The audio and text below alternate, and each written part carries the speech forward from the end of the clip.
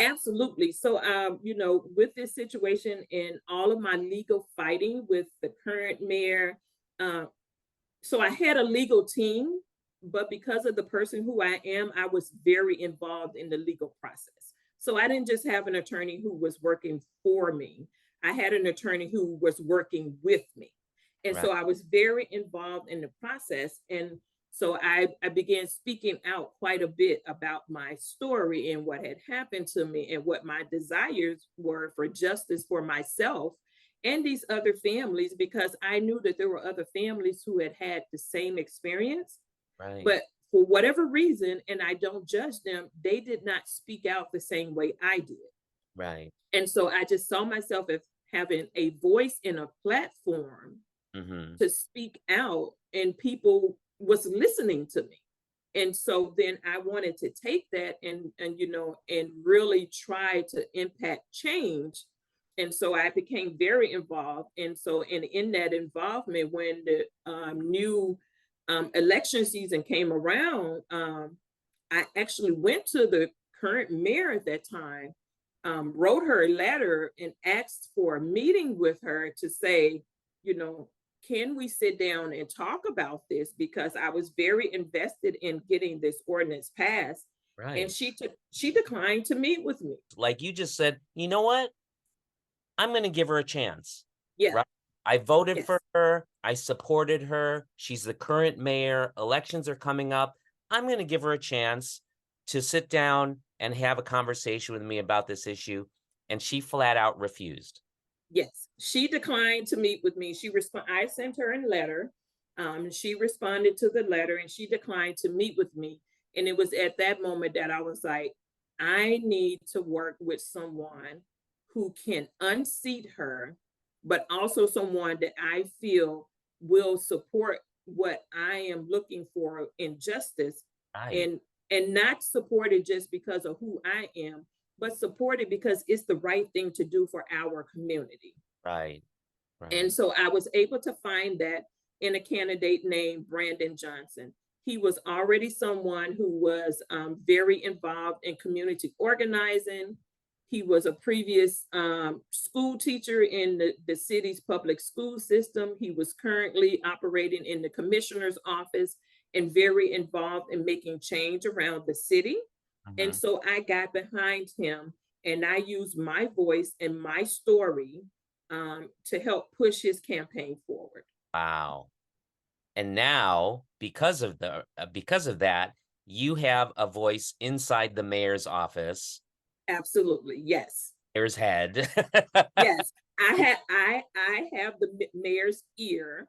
I will Right. be very strategic about my acts from him. Exactly. But yes, I know that our current city mayor would take a call from me Right. as needed, and so I'm continuing to work the process. Right, so I'm not gonna overskip the process and go directly to the mayor.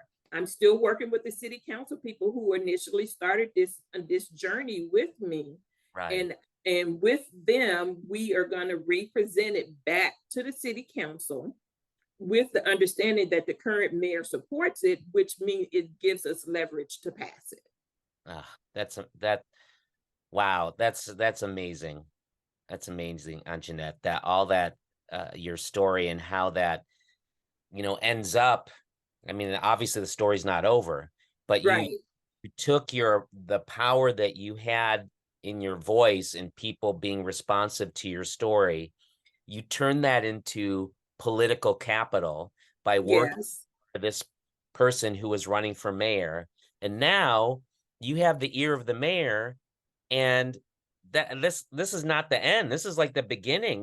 Absolutely. So me getting this ordinance passed will be justice for me and the families who have had this experience, Right. but it won't stop there for me. So now that I'm in this space where people are listening to Anjanette Young, people want to know more about Anjanette Young, Right. I'm going to use that as best as I can to advance the very thing that I do, and that's being a social worker and offering and supporting and fighting for impact and change in my community. And so, with that, this past year, I ran for a board seat with the Illinois chapter of NSAW. And Right. so now I'm on the board of the social work chapter here in Illinois. And I'm also using that as a way for me to continue to make impact in my community. That's amazing. I mean, did you ever think, like, when you got your MSW, that you would be such a political person? I never thought I would be in this space that I'm in right now. I look back on it now and I understand the journey. I understand that everything that my grandmother did and me being raised by her and seeing this, I didn't understand it then, but I now understand that it was a part of the journey that was preparing me for this very time and season that I'm in. And so my grandmother has 8 children and so many grandchildren and great grandchildren. And I often say, but I'm the one who, for whatever reason, has been chosen to carry this legacy on. And what a legacy you are carrying for your grandmother. She must be beaming right now. Yeah, I would like to think so. Yeah. What a wonderful way to end this interview, to bring it all back to your grandmother. Thank you, Victor, for reaching out and having me on your podcast. I am excited for your listeners to hear this, and for your listeners, feel free to like Google my name, find me, reach out to me, learn more about my story, but know that what you read in Google is so much more of Right. who I am. And I would take a call or an email from any of you guys at any point because I love connecting with people. Great. Thank you, Anjanette. All right. Thank you, Victor. Wow, what a great interview. When I was editing the episode and listening to it, I got all fired up once again, just like it did during the interview. What really stands out for me in Anjanette's story is how she went from being victimized by the Chicago Police Department, from being victimized to being influential among Chicago's power structure, including the mayor of Chicago and members of the Chicago City Council. And I think that social workers should be looking for opportunities to develop their influence within institutions that serve our communities, such as government, like cities and city councils, like Anjanette did in Chicago, with nonprofit organizations, public and private human service agencies, government at all levels, schools and universities, even private businesses and companies, because these institutions have such a large impact on all of us in our own communities. And our influence can help change those institutions, just like Anjanette is doing in Chicago. So, Anjanette, keep it up, keep fighting the good fight, and I look forward to seeing you again soon. So, we've come to the end of the episode already. I cannot believe it. Thank you so much for taking the time to listen. Now, I really want to hear from you if you're enjoying the podcast. If you have any suggestions or feedback for me, I'd love to hear from you.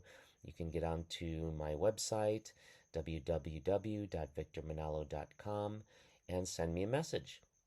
And I really want to thank you for helping me to spread the news about the Macro Social Work Mentor podcast.